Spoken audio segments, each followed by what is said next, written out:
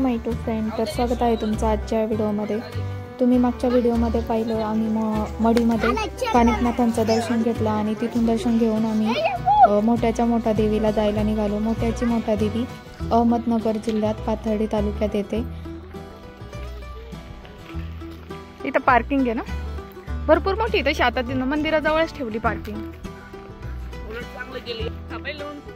हा आम्ही आलो तेव्हा म्हणजे काम चालू होतं तेव्हा, हा आम्ही आलो तेव्हा पण कामच चालू होतं।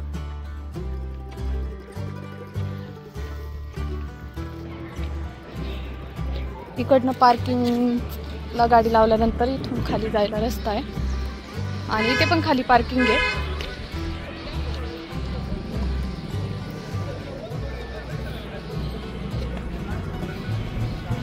कुठे आहे? इकडे आहे का पाय धरायला? हा पुढे नाही ग।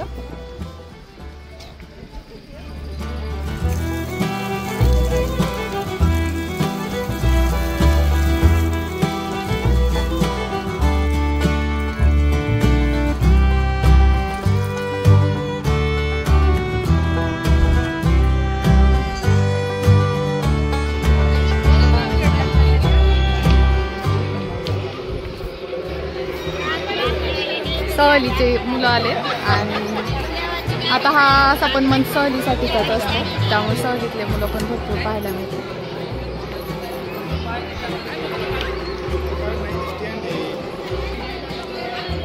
इथे चप्पल स्टँडवर चप्पल ठेवली आणि मग सहलीचे मुलं आहेत ना। होय, इथं देवीला मीठ पीठ धान्य अर्पण केलं जातं।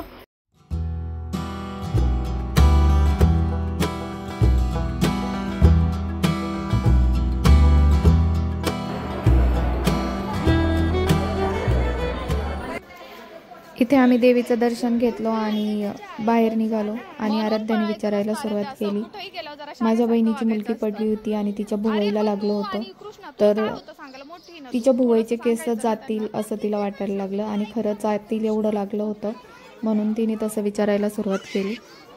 इथे जी सहलीची मुलं आम्हाला आत मिळाली तीच आमच्या ट्रॅव्हलरच्या बाजूला बसलेली होती, कारण त्यांची प्रेझेंटी चालू होती। इथं चाललं होतं डिस्कशन, आधी दुर्वाला दवाखान्यात न्यायचं की जेवायला थांबायचं।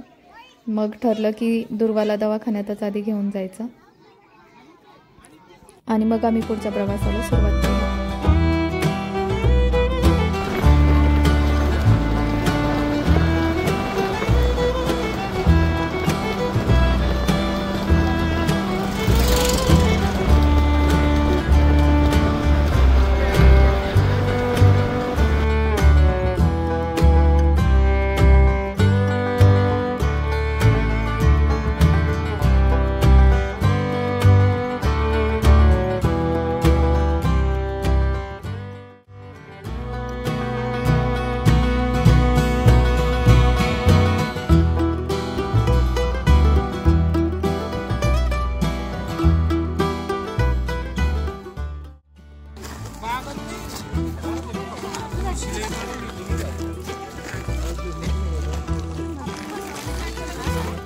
मम्मीची मम्मी पोरले हातेली राहते।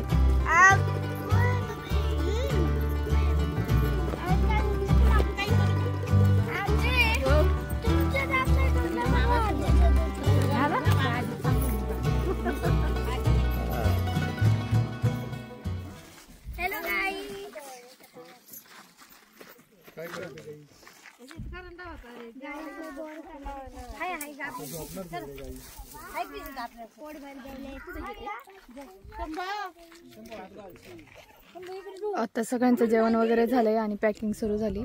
पॅकिंग इथं जेवलो आम्ही आणि जेवण झाल्यानंतर आता निघलो।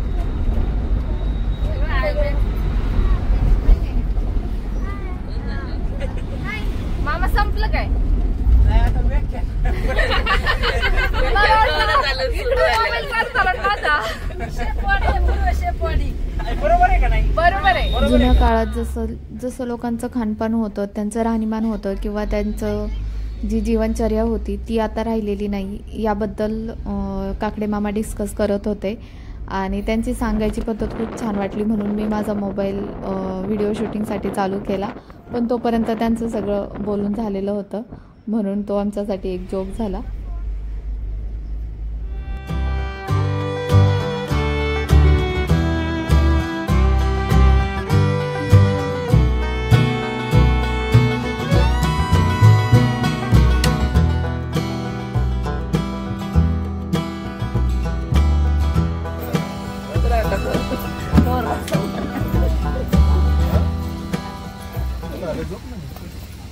आमच्या ट्रिपमधला तिसरा स्टॉप म्हणजे परळी वैजनाथ देवस्थान. तर इथे आम्ही 3 वाजता आलो होतो आणि इथं आम्ही आमची ट्रॅव्हलर पार्क करून थोडंसं चढायला आहे आणि मग नंतर मंदिराचं गेट येतं.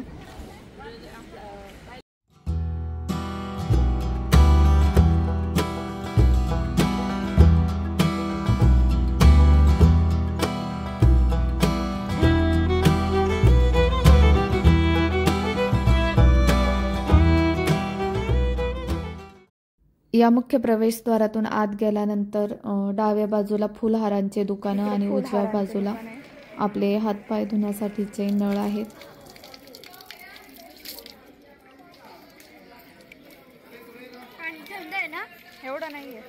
हातपाय धुवून फ्रेश झाल्यानंतर जोडूनच दर्शन रांग लागलेली आहे आणि त्याच्या समोरच जी बिल्डिंग दिसते त्या बिल्डिंगवरती मोठा शिवलिंगाचा शेप बनवलाय आणि त्याच्याच समोर आपल्याला मंदिराच्या गाभाऱ्याचा कळस दिसतो. ही दर्शन रांग खूप लांब नाहीये. इथून प्रवेशद्वारे आणि प्रवेशद्वाराच्या बाजूनेच दर्शन रांग सुरू होते.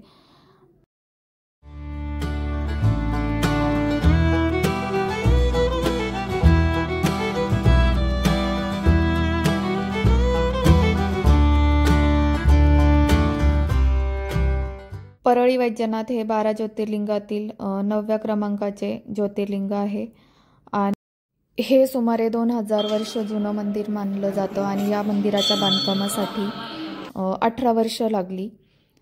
या मंदिराची आख्यायिका म्हणजे रावणाने जे तपश्चर्या करून महादेवाकडून आपलं आत्मलिंग मिळवलं होतं ते आत्मलिंग गणपतीकडे लघुशंकेसाठी सांभाळायला दिलं होतं आणि तेच आत्मलिंग गणपतीने जेव्हा पृथ्वीवर म्हणजे जमिनीवर ठेवलं आणि ते जमिनीवरच स्थापन झालं ते म्हणजे हे परळी वैजनाथ. या मंदिरात भक्तांना गाभाऱ्यात जाऊन पिंडीला हात लावून दर्शन घेऊ दिले जाते. मंदिराच्या गाभाऱ्याच्या बाहेरच पार्वती मातेची मूर्ती आहे आणि तिथून आतमध्ये गेल्यानंतर महादेवाची मोठी पिंड पाहायला मिळते. पुण्यश्लोक अहिल्याबाई होळकर यांनी या मंदिराचा जीर्णोद्धार केला. या मंदिराचं पूर्ण बांधकाम दगडी चिरेबंदीत केलेलं आहे.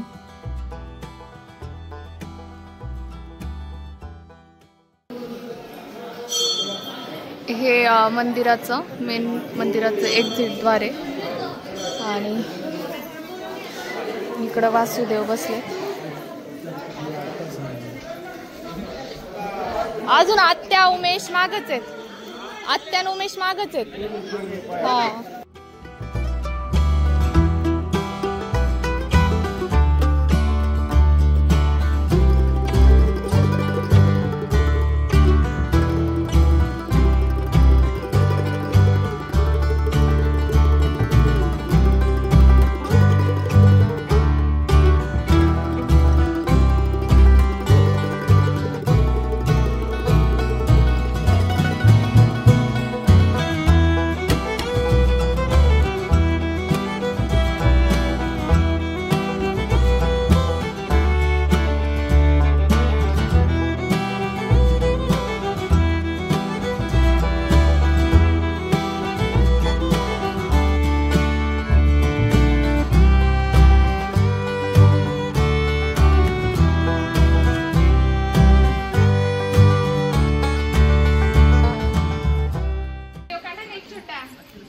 मी काढते ना. खुशी चल इकडे ये. अरे मस्त दीपमाळे बघ बाहेर. सिमेंटची कामं नाही महत्वाची, ते आपलं काम करू. आजचा हा व्हिडिओ तुम्हाला कसा वाटला हे कमेंटमधून नक्की सांगा. व्हिडिओ आवडला असेल तर शेअर करा, लाईक करा आणि आपल्या चॅनलला सबस्क्राईब करा. चला तर मग परत भेटू पुढच्या नवीन व्हिडिओमध्ये. तोपर्यंत बाय बाय.